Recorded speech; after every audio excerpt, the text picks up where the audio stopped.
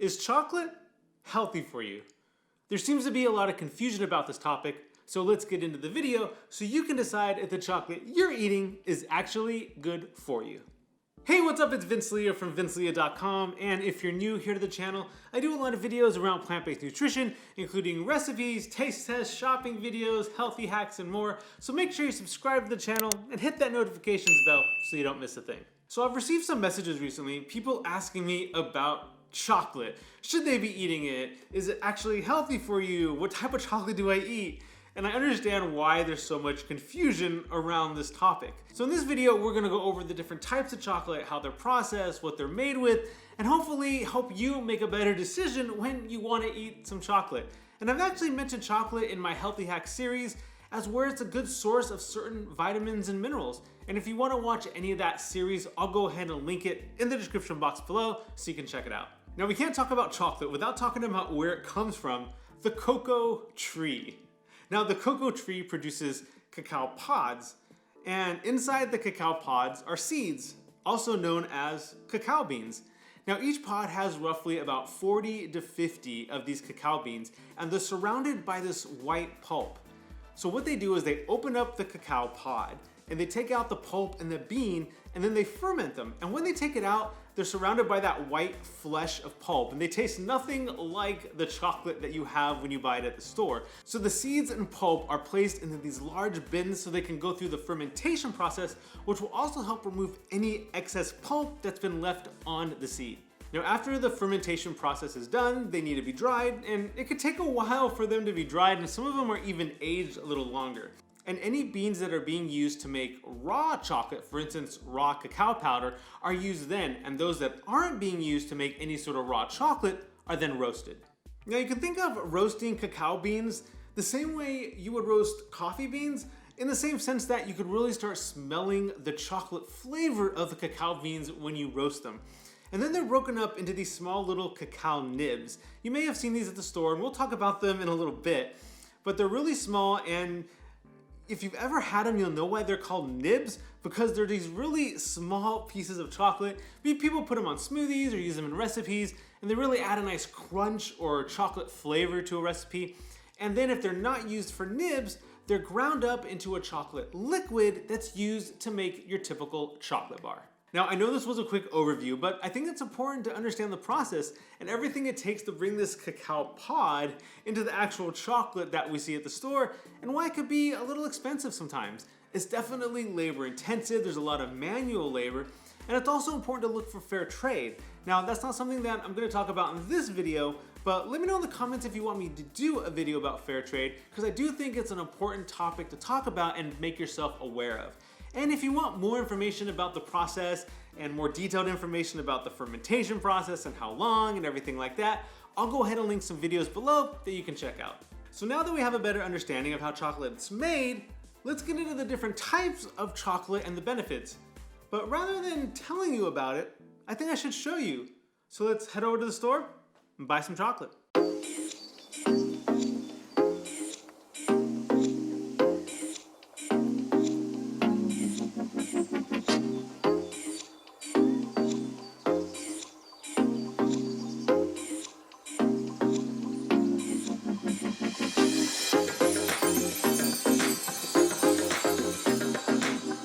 Alright, so I finished shopping and I want to go over some of the different products I found that you might find when you're shopping that are either cacao or made with cocoa and what the differences are. Alright, so the first thing I want to go over is raw cacao powder. Now you can check on the back and it says made with unroasted cacao beans. And if you remember earlier in the video when I talked about the process of harvesting the cacao beans, it occurs after fermentation but before roasting. So these beans are cold pressed and they're made into a powder. Now this process preserves all the vitamins and minerals since it hasn't been heated. And raw cacao powder is often called a superfood. It's high in antioxidants and it can reduce inflammation, it can improve your heart health, it can boost your mood, and it's one of the best plant-based sources of iron and calcium that you can get. The next thing I want to go over is cocoa powder. And cocoa powder is easily confused with cacao powder. Let's face it, there's only one vowel separating the two, and if you pour these into a jar, they look exactly the same. And the basic difference is cocoa powder is basically cacao powder that's been roasted and heated. Since it's been heated, the living enzymes are gone, and some of the health benefits have also been reduced. And when shopping for cocoa powder, make sure you look for unsweetened cocoa powder. Some brands actually add sugar to the cocoa powder, which you want to try to avoid. So next up, Cacao Nibs. Now, interesting thing about these is these are two different types of cacao nibs. These are called organic cacao sweet nibs and have added cane sugar in them. Now these are just regular organic cacao nibs and the only ingredient is cacao. And if you see these in the store and they're sitting next to each other and you're in a rush, it's easy to grab the sweet ones over the regular ones. I've made that mistake myself. That's why I know it's something you want to watch out for. And if you grab the sweet ones, it's not a bad thing. Just whatever you're making, maybe a little sweeter than you're expecting. Next up, and probably the most popular type, is chocolate. Now this is the most common form of cacao that we see. It's basically the liquid form of chocolate with added sugar, vanilla, and other flavors. And you can actually find a lot of chocolates being produced lately with various superfoods and healing ingredients such as turmeric. And a good rule of thumb to remember is the higher the cacao content, the more benefits you're gonna get from the chocolate. So remember to read the ingredients to see what's been added to your chocolate bars. And these three examples I have here was this pure dark chocolate with 80% cacao. I try to go for bars that have at least 70, 75%.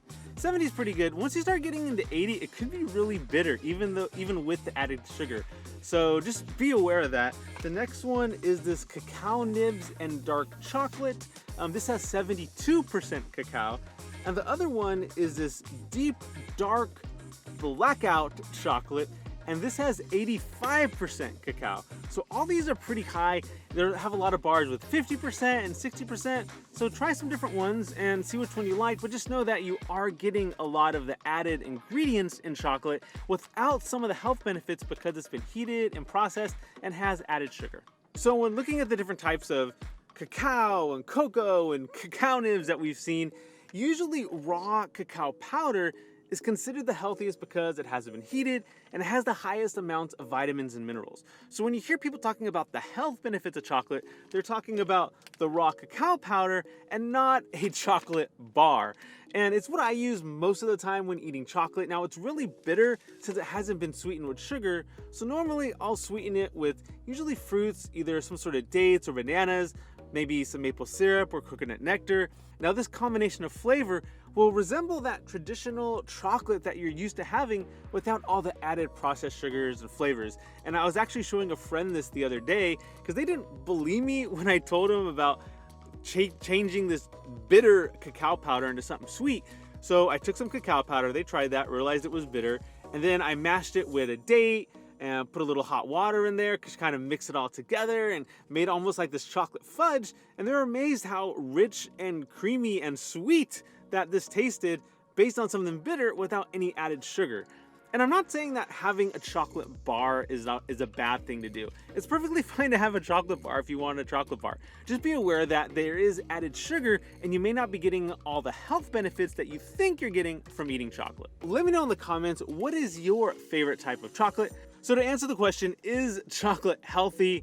I would say yes, just be aware of the type of chocolate you're eating and how it's processed with the other ingredients and basically what we went over in this video so you know what type of chocolate you're having.